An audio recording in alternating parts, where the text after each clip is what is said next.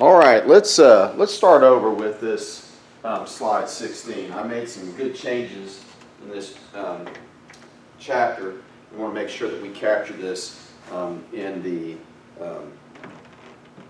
video. So let's start over with chapter 16, starting with slide 16, starting with the APR, the annual percentage rate. All right, so under the Truth in Lending Act, a legal definition of APR is listed, and lenders must give the household borrower a statement that contains or specifies the APR. Okay, and they do that so that the customer understands what they're paying, and so that the customer can then compare that APR with offers made by other lenders.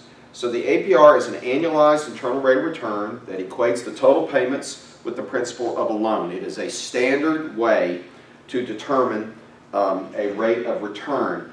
And so if you're using your Texas Instruments calculator, you put in the amount you're borrowing, you put in your payment, you put in your term or your in, and you compute IY, and it's going to give you the period IY, might be for a month, and then you multiply that by 12 and you get an annual IY, and that annual IY is your APR. So it's a standard way of computing a rate of return.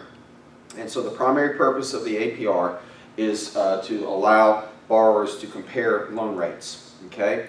So it is important to note that the APR does not include the effect of compounding. So because with home loans that are done on a monthly basis, there are 12 compounding periods per year. Your APR is one number, but your effective annual rate is a higher number. It takes into consideration compounding. The APR does not take compounding into consideration. Okay, the effective annual rate does. And so the more compounding periods there are in a year, then the higher the effective annual rate is going to be. However, if you're comparing two loans that are both compounded the same number of times per year, 12 in this case for a home loan that's paid monthly, then you can use the APR as the basis of your comparison. Okay?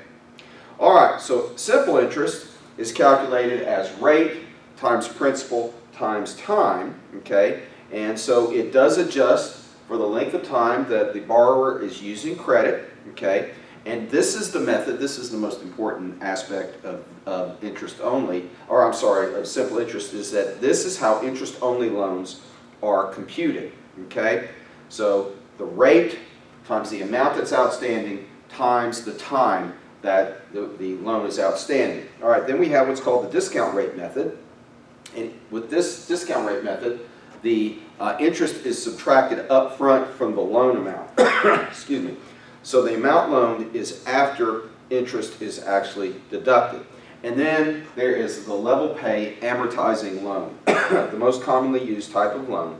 And this involves a fixed payment that includes both interest and principal. And interest is computed for each period and is separated from the payment. So the payment consists of interest and principal that are separated out, and whatever is left of the payment after interest comes out is applied to reduce principal. Whoops. So this method is used with longer installment loans such as permanent financing for real estate and also for auto loans. The installment, the level pay, the installment level pay amortizing loan. All right, let's look at the Rule of 78. Okay, the Rule of 78, or it might be the rule of the sum of the number of months of loan. 78 is when you take the 12 months, when you take a 12-month loan and you add the numbers 1 through 12 together, you come up with 78. So what it's used for, excuse me, it's a rule of thumb to determine how much interest income a lender is entitled to receive at any point in time. So I'm going to give you an example. This method favors lenders by putting more weight on interest paid in early periods of a loan. I'm going to give you an example and it's going to highlight it for you. So it front-end loads interest. This is all about a customer who wants to prepay a loan. If they prepay a loan, how much interest will the lender be able to keep? How much interest will the customer be able to avoid by prepaying a loan? So this is when this comes into play, when a borrower wants to pay a loan off. So determine the customer's interest rate from an early repayment. You total the digits for the months remaining in the loan, and then you divide that sum by the sum of all of the months originally in the loan. So let's look at an example. Okay. All right, example. A customer requests a 1-year loan to be paid in 12 monthly installments. Okay. The customer would like to repay the loan after 9 months. They want to prepay, they want to avoid interest on 3 months. Okay? The interest rebate that the customer is entitled to receive back is equal to 1 plus 2 plus 3. That's the number of months remaining. So that's 1 plus 2 is 3. 3 plus 3 is 6. Okay? So that's the numerator.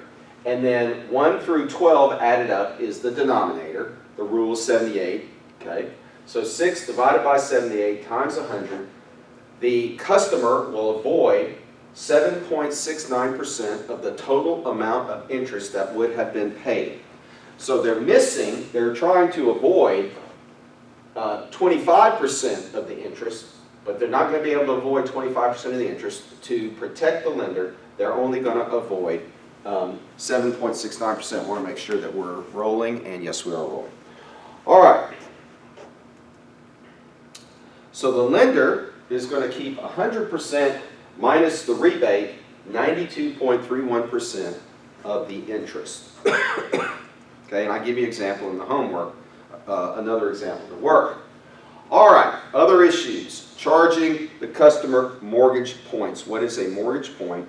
Okay, so a home mortgage loan agreement will often require borrowers to pay an additional charge upfront, and it's called points. All right?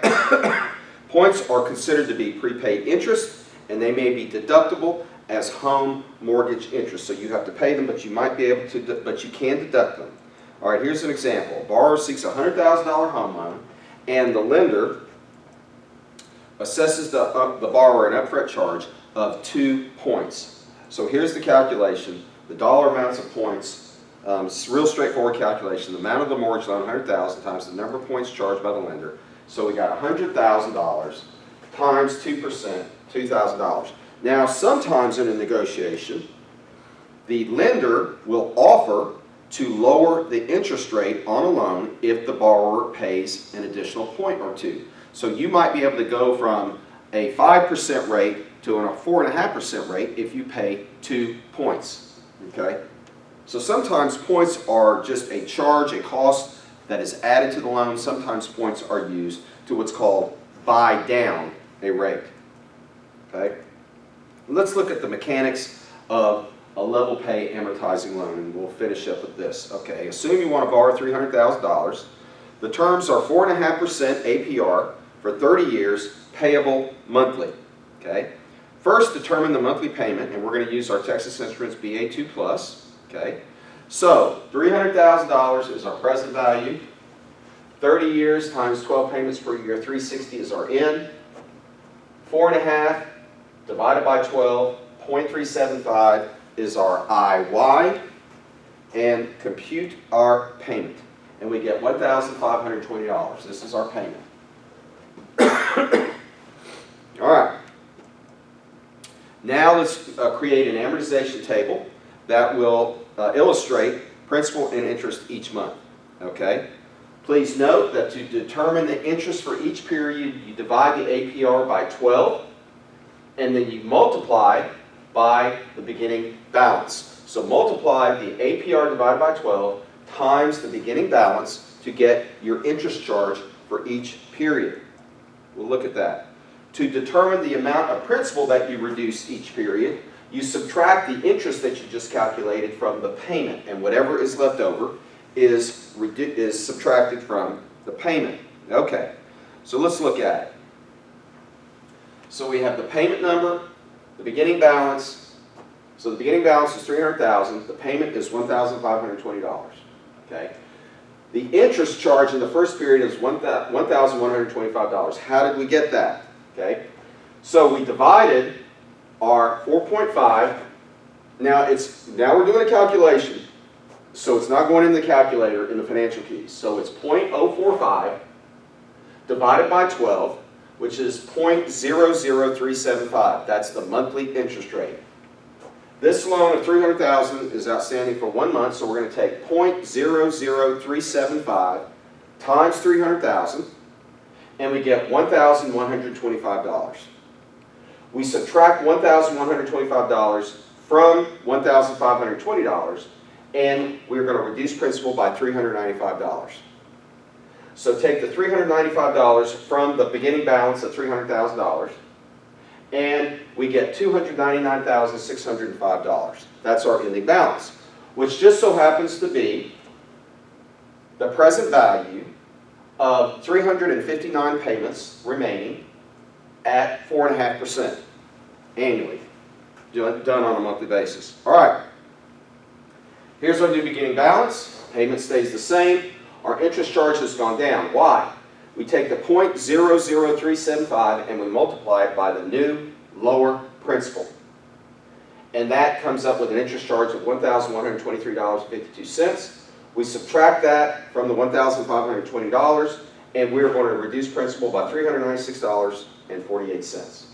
So we take the $396.48 and subtract it from the $299,605, and we come out with $299,208.52. Okay? All right. So, again, this ending balance here reflects the present value of the remaining payments.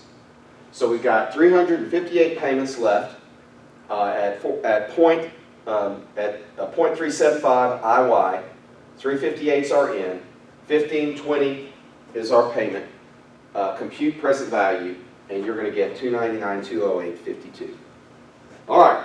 The last thing I would tell you is, if you want to know how much interest you're paying over the life of the loan, take the $1,520 payment, multiply it by 360 payments. You're going to make 360 payments of this, and you get the total amount of money that you're paying back to the bank. Subtract the $300,000 that you are borrowing from that, and the difference between the total amount of money you're paying back to the bank and the $300,000 that you borrowed, that difference is the amount of interest that you're paying back to the bank over the life of the loan. All right, so there you have it. We are done. I hope you enjoyed the course. I hope you learned a few things about banking, and I hope you have a great summer. See you at the final.